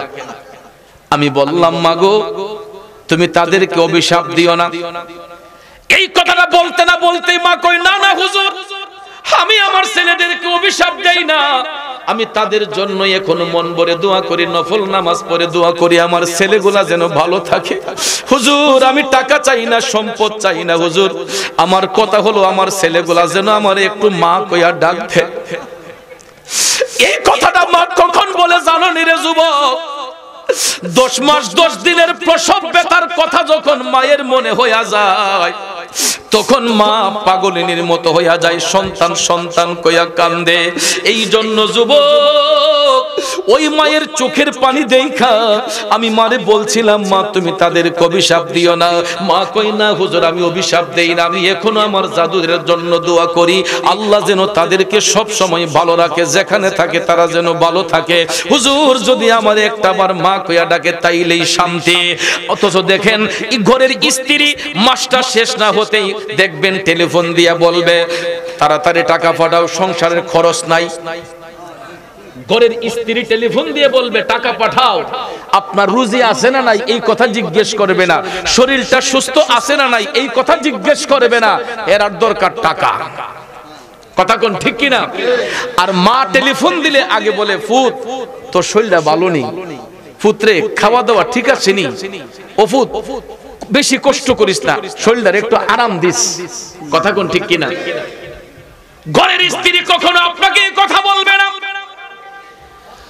যত পরিশ্রম করতে পারেন ঘরের স্ত্রী খুশি, কিন্তু মা দুঃখিনী সব সময় কই ফুত জানডা বাঁচাইয়া চলিস। ভাইয়ের আমার, বন্ধুরা আমার, অন্যের কথা বলবো কেন? আমার মাও আমারে ওই শিক্ষা দেয়। আমি যখন মাহফিলের উদ্দেশ্যে বের হই, আম্মা কই ফুত তোমার না কোমরের সমস্যা, তোমার না গাড়িতে বসলে পিঠে ব্যথা হয়, পুত্রে ওয়াজগুলো একটু কমাইয়া হইল কইরো, মানুষরে বুঝাইয়া কইল তোমার শরীরটা অসুস্থ। চিন্তা করলাম, আমার মা না আমার দুঃখটা বুঝতেছে, ওগুলো কি বুঝবো? আমার ঘরের স্ত্রী তো আমার এই পরামর্শ দেয় না, কিন্তু আম্মা ঠিকই টেলিফোন দিয়ে কয়, ফুত কোমরের নিচে একটা বালিশ দিয়ে বইসো। এই যে বালিশটা কোমরের নিচে দিয়ে বসলেই মার কথা মনে হয়। আম্মা কয়, ফুত স্টেজে বইলে কোমরটার মধ্যে একটা বালিশ, আলগা বালিশ দিয়ে বইসো, তাইলে কোমরের ব্যথাটা কম পড়বে, পিছনে টান পড়বে, ব্যথা হবে, আর বালিশটা দিলে ব্যথাটা কম হবে। কথা কোন ঠিক না ঠিক? এই দেখেন, মা সন্তানের দরদটা বুঝছে, আর তো কেউ বুঝলো না। কথা কোন ঠিক না ঠিক? এই জন্য যুবক ভাইয়েরা আমার মদিনার কামলিওয়ালা নবী বলেছেন, পৃথিবীর সমস্ত টাকা পয়সা যদি এক পাল্লায় উঠানো হয়, দরদি মায়ের একটা স্তনের দুধের একটা ফুটা যদি এক পাল্লায় উঠানো হয়, আমার নবী কামলিওয়ালা বলেছেন পৃথিবীর সমস্ত টাকা পয়সার ওজন তুচ্ছ হয়ে যাবে, মায়ের এক ফোঁটা দুধের পাল্লার ওজনটাই ভারী হয়ে যাবে। এই জন্য কবি বলেছেন, আমার মায়ের মতো আপনজন, মায়ের মতো আপনজন ত্রিভুবনে নাই, মায়ের কদমের নিচে জান্নাত দিলেন খোদায়, মায়ের কদমের নিচে জান্নাত দিলেন খোদায়। কথা বলেন ঠিক না বেঠিক? মার পায়ের নিচে সন্তানের জান্নাত। ভালো করে মায়ের সেবা করেন, জান্নাত আপনার ঘরে। কথা কোন ঠিক কিনা? কিন্তু আজকাল দেখা যায় ঘরের মধ্যে জান্নাত হয়ে আমরা জান্নাত খুঁজি।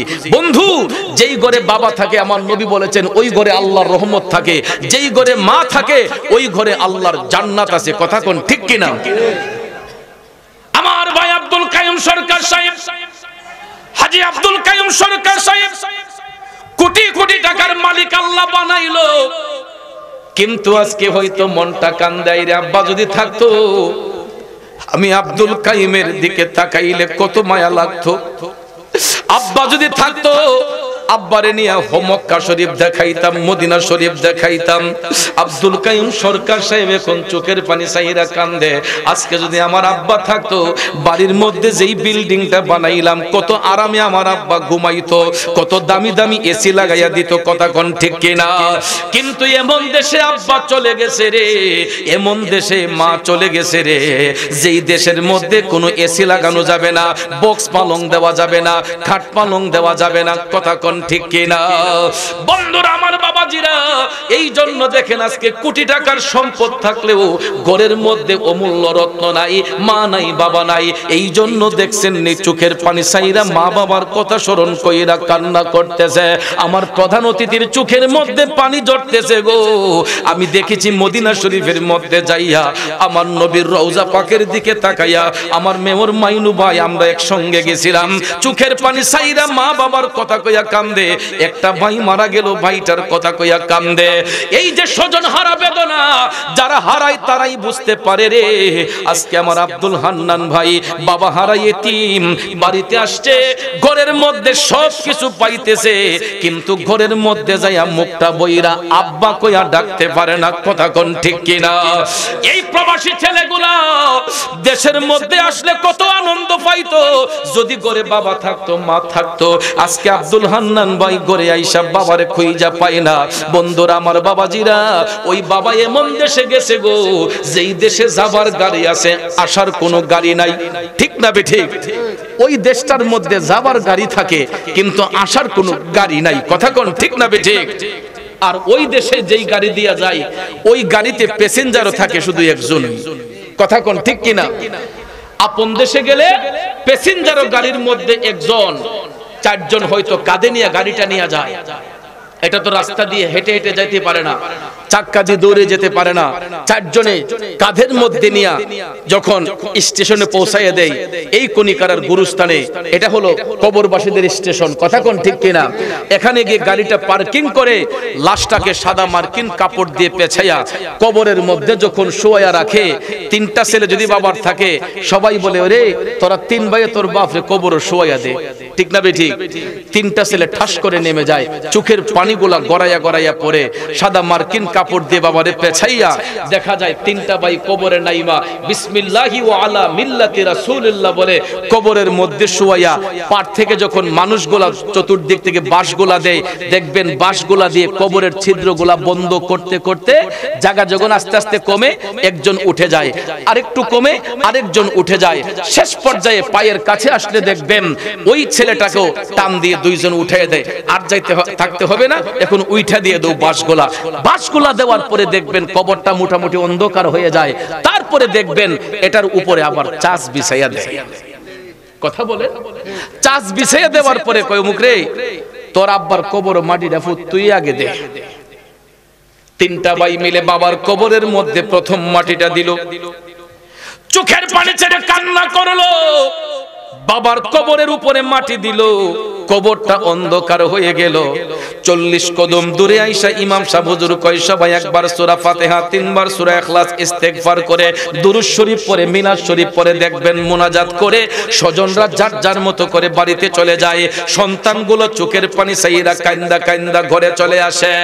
এ বন্ধু, যেই বাবা নরম বিছানা ছাড়া শুইতে পারে না, বিদেশ থেকে আসার সময় বাবার জন্য বিদেশি বালিশ নিয়ে আসছে, কম্বল নিয়ে আসছে রে বাবার আরামের জন্য। এখন দেখা যায় বাবারে কবরের মধ্যে মাটির উপরে, শুকনা মাটির উপরে শোয়াইয়া সন্তানটা ঘরে আইসা বাবার বিছানার পাশে বৈশাখ কান্দে, কিন্তু চোখের পানি ছেড়ে কাঁদতে পারবে। কিন্তু আজ পর্যন্ত কোন সন্তান বাবার কবরের মধ্যে গেছেনি, আজ পর্যন্ত কোন মা সন্তানের কবরে গেছেনি, সন্তান মার কবরে গেছেনি। কেউ কারো কবরে যায় না, চোখের পানি ছেড়ে কান্না করতে পারবো, কিন্তু কেউ কারো কবরের মধ্যে যাইতে পারবো না। এই জন্য যুবক, যেই জিনিস চলে যায় সে আর ফিরে আসে না। মা বাবা দুনিয়া থাকা অবস্থায় তাদের সেবা যত্ন করেন, মারা যাবার পরে তো তাদেরকে আর ফিরে পাবেন না। এরা এমন দেশে যাইবো ওই দেশ থেকে আর আসতে পারবে না। আর ওই দেশটা শুধু তাদের জন্য নয়, আমরাও একদিন ওই দেশের মধ্যে চলে যাব, কথা বলেন ঠিক না বেঠে? যুবক বন্ধু বন্ধুরা আমার বাবাজিরা পায়ে হাত ধরে বলবো আজকে আমার বন্ধু গাজী জহিরুল ইসলাম আন্নান মিয়া বাবা হারা এখন বুঝতেছে বাবা হারা যে যন্ত্রণা কি জিনিস।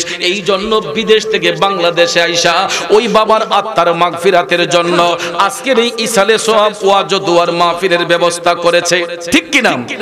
এই জন্য দুনিয়াতে আওলাদ রেখে যায়, সুসন্তান কেন রেখে যায়?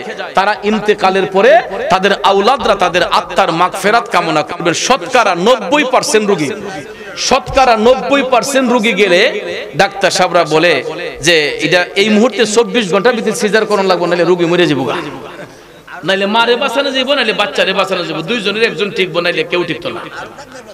কথা কোন ঠিক না ঠিক? আপনারা ইমার্জেন্সি করেন, সিজার করেন। এখন এই কথা শোনার পরে অনেক ব্যক্তি অনেক কষ্ট করে একটা সন্তান লাভ করে চিন্তা করে যাক একটু রিস্কের লেগা রিস্ক নেই না, আচ্ছা সিজার করেলেন। তো সিজার করতে জেনে কি করে জানেন? সর্বপ্রথমে একটা এনেস্থেসিয়া দেয় কোমরের মধ্যে। যেই মা সিজারে বাচ্চা প্রসব করছে, আমার কথা বিশ্বাস না হলে ওই মাটাকে কি জিজ্ঞেস করবেন, যদি সে আপনার স্ত্রী হয়ে থাকে, জিজ্ঞেস করে দেখবেন যে তোমার যে কোমরে এনেস্থেসিয়া দিয়েছিল এটার অবস্থা কি। একটা বাচ্চা জন্ম দেওয়ার পরে এনেস্থেসিয়ার পাওয়ারটা 6 মাস পর্যন্ত এটা রিঅ্যাকশন থাকে কোমরের মধ্যে, 6 মাস পর্যন্ত এই জায়গাটা অচেতন থাকে। এটা হেতো হাই পাওয়ারের একটা ইনজেকশন এনেস্থেসিয়া যেটা দেওয়া হয়, যেটা দিয়ে ব্যথাটাকে নির্মূল করা হয়, মায়ের প্রসব ব্যথাটাকে। তারপরে ভাইয়ার আমার অজ্ঞান করে নাভির নিচে কাইটা দেখা যায়।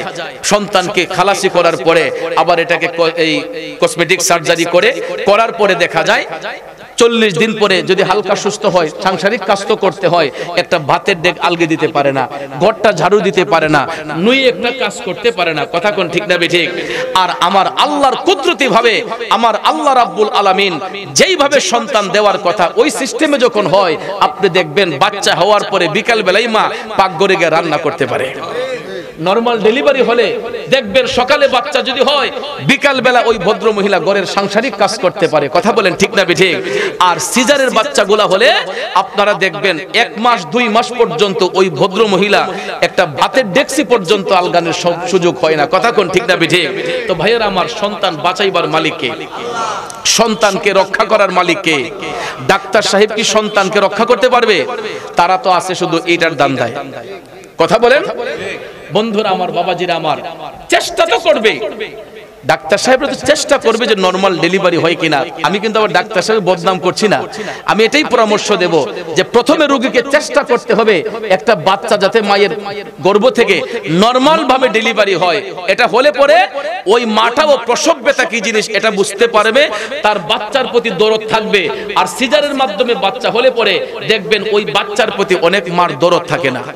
এটারে ডিব্বার দুধ খাওয়ায়, কথা কোন, লেট্রোজেন খাওয়ায়, ডিব্বার দুধ খাওয়ায়।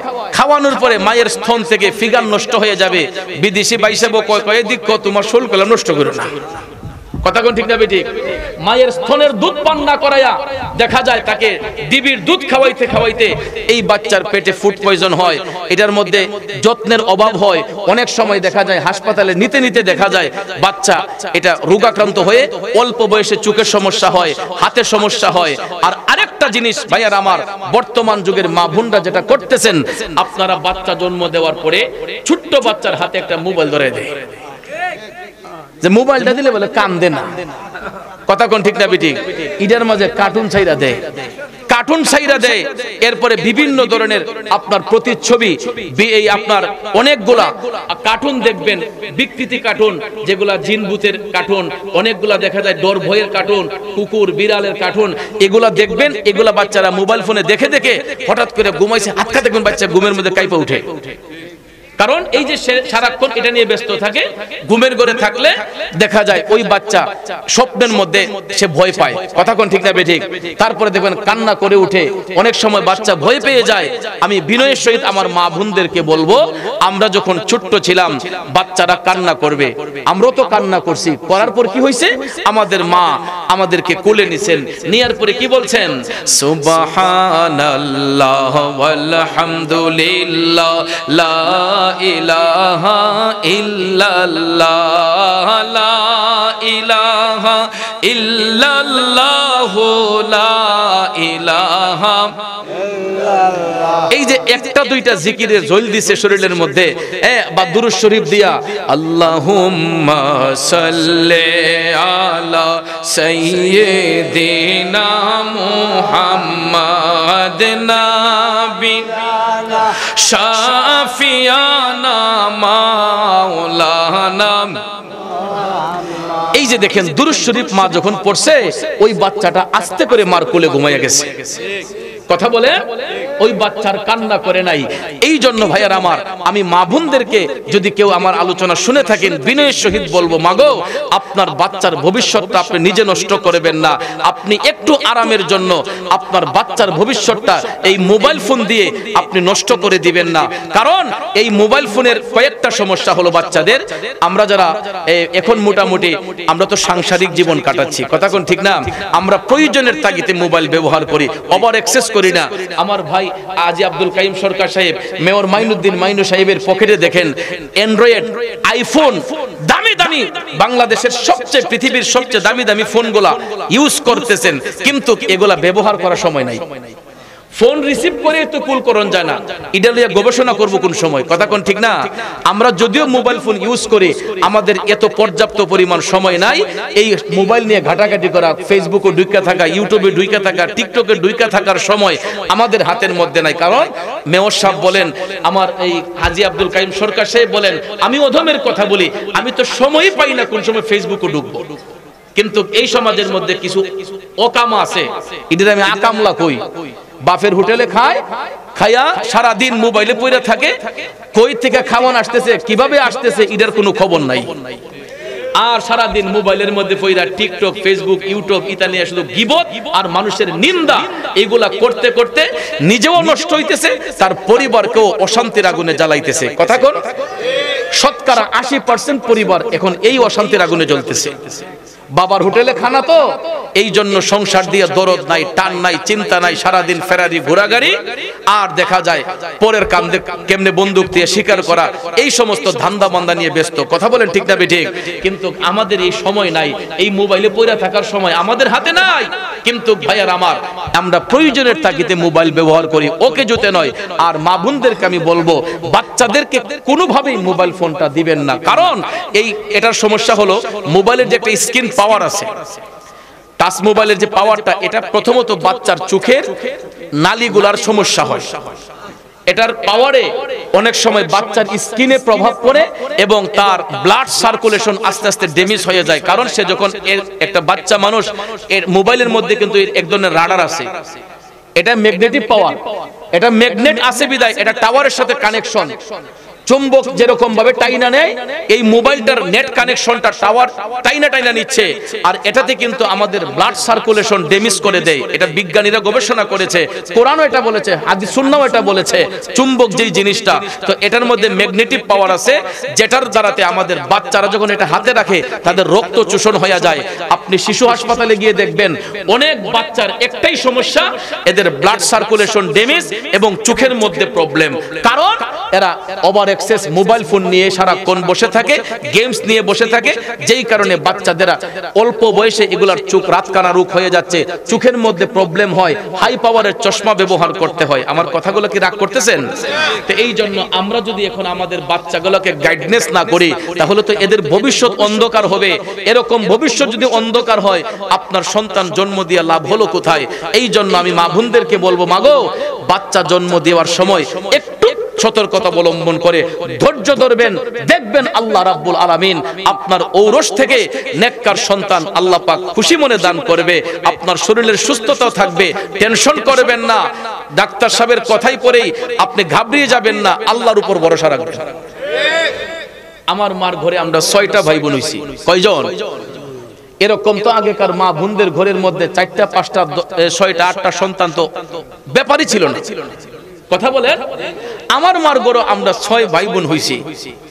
আল্লাহ রহমতে আমার মা তো এখনো চইলা ফিরা সুন্দর মতো চলতেছেন, এখনো 5 ওয়াক্ত নামাজ পড়তেছেন, কোরআন শরীফ পড়তেছেন, আমার আম্মা সকালে মর্নিং ওয়াক করতেছেন, একটু সুস্থভাবেই চলাফেরা করতেছেন, যদিও হাই পাওয়ার ওষুধ খান, কিন্তু ভাইয়ার আমার কই আমার মা তো আল্লাহ পাক এখনো বাঁচিয়ে রাখছে। এরকম ভাবে তো অনেক মা আছে 5টা 7টা 10টা সন্তান পর্যন্ত জন্ম দেওয়ার ক্ষমতা রাখছে আল্লাহর পক্ষ থেকে, ঠিক না ঠিক? তাহলে এখনকার যুগের মা বোনরা পারবে না কেন? আমাদের মা বোনদের ঈমানের জোর এত কম হবে কেন? শুধু সিজারে বিশ্বাসী হবেন না, মাগো আল্লাহর উপর ভরসা রাখবেন, অবশ্যই আল্লাহ রাব্বুল আলামিন আপনাদের গর্ভ থেকে নেককার সন্তান দান করবে। আর যখন মায়ের লজ্জাস্থান দিয়ে যখন নরমাল ডেলিভারির মাধ্যমে সন্তান ভূমিষ্ঠ হবে, ওই সন্তান মার প্রতি টান থাকবে, ওই মাটাও সন্তানের প্রতি দরদ থাকবে। আর ইনজেকশন দিয়ে অচেতন করে যখন বের করে, অনেক সময় এটার দরদ থাকে না, দেখবেন 2টা 3টারে ফালাইয়া বিদেশ জায়গা আসেনি, বিদেশ জায়গা আরাম করার জন্য। কারণ বাচ্চা দিয়ে টান নাই, তখন না হের দাদি দেখবো, দাদির হাওলায় দেয়া যায়, কাকার হাওলায় দেয়া যায়, চাচির হাওলায় দেয়া যায়, কিন্তু আপনার সন্তানকে আপনি যে গাইডনেসটা করবেন, অন্য কেউ এই গাইডনেস করবে না। কথা কোন ঠিক না ঠিক? এই জন্য আমার চাইতে আপনারা ভালো জানেন, অনেকেই সন্তানের মা হয়েছেন, বাবা হয়েছেন, আপনাদেরকে বিনয়ের সহিত বলবো, কখনো মা বাবার মনে কষ্ট দেওয়া যাবে না, মা বাবার দিলের মধ্যে আঘাত করা যাবে না। কারণ পৃথিবীর মধ্যে একটা সন্তানের সবচাইতে অমূল্য রত্ন হলো মা এবং বাবা। কথা কোন ঠিক কি না? তাহলে আমরা মাতা পিতার খেদমত চাই কি চাই না? জোরে বলেন, চাই কি চাই না? এই জন্য কবি বলেছেন, আমার মায়ের মতো আপন জন, মায়ের মতো আপন জন ত্রিভুবনে নাই, মায়ের কদমের নিচে জান্নাত দিলেন খোদায়ে, মায়ের কদমের নিচে জান্নাত দিলেন খোদায়, মানুষ রূপে সৃষ্টি করলো দয়াল খোদায়, কত কষ্ট করলো মায়ে তার সীমানা নাই রে, তার সীমানা নাই, গায়ের চামড়া দিয়ে দেব মায়ের পাপুষ বানাই, মায়ের কদমের নিচে জান্নাত দিলেন খোদায়ে, মায়ের কদমের নিচে জান্নাত দিলেন খোদায়। ও যুবক, বাজার থেকে আসছেন, মার জন্য 50 টাকার পান সুপারি নিয়ে আসেন, দেখবেন আপনার মা সারাটা বাড়ি লড়াইলে বসে দেয়। মহিলারা কব আমার ফুতের মতো মন ফুতুই নাই, জিগাইলে কি গোছাছি কেরে, কাগো ফান সুপারি শেষ হওয়ার আগে ফুলা ফান লই পড়ে আনছে মাত্র 50 টাকার ফান।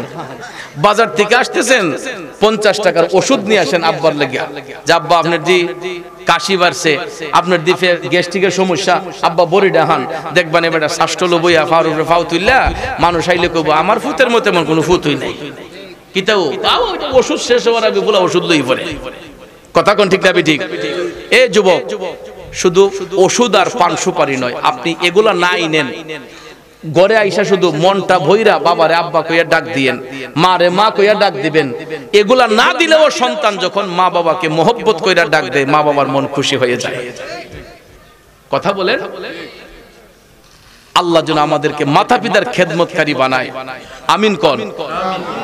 আমি তো আমার মার কাপড় ওখানে ধুয়ে দিই, বাসাত গেলে আমি আমার আম্মার কাপড় যদি ওয়াশরুমে থাকে আমি নিজে ধুয়ে দিই, আম্মা কফুত ধুয়ে দিব না, আমি কই না আম্মা আমি দিতেছি, কে আমার কি হুজুর গিয়ে ছুটে যাবে? অনেক সময় আম্মা অসুস্থ বিছানার মধ্যে পড়ে রইছে, আমি কাফে একটু তেল লই, আম্মা শুনতো, আম্মার পায়ে একটু তেল মাইজা দেই। এই যে লাইভ হচ্ছে, আমার আম্মা হয়তো ঘরে বসে আমার ওয়াজ দেখতেছে, আম্মার পায়ে তেল মাইজা দেই, কি আমার সম্মান কমে যাবে? আমি মনে করি পৃথিবীর সবাই যদি আমার বদনাম করে, আমার মার দোয়া যদি আমার সাথে থাকে, পৃথিবীর কেউ বদনাম করে আমাকে ডুবাতে পারবে না। আমার মার দোয়া থাকলে আল্লাহ আমার উপরে নিবে। কথা কোন ঠিক কিনা?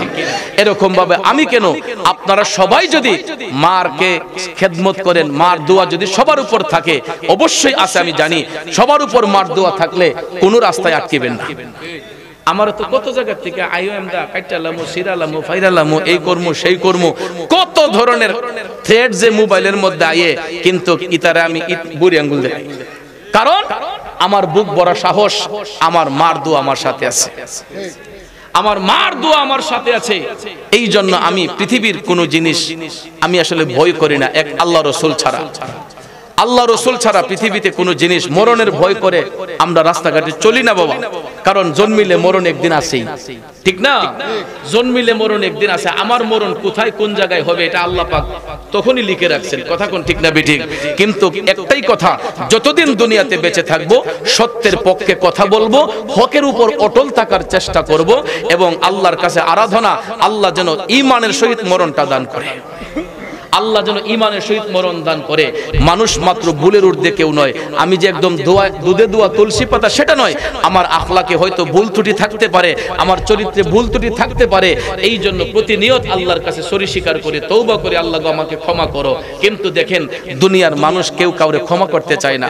একটা মানুষ যদি একটা ভুল করে ক্ষমা চায়, একবার ক্ষমা দেয়, দুইবার ক্ষমা দেয়, তিনবার ক্ষমা দেয়, চারবারের বেলায় তারে ফাঁসির কাস্টে ঝুলাই দেয়। কথা বলেন ঠিক না বেঠিক?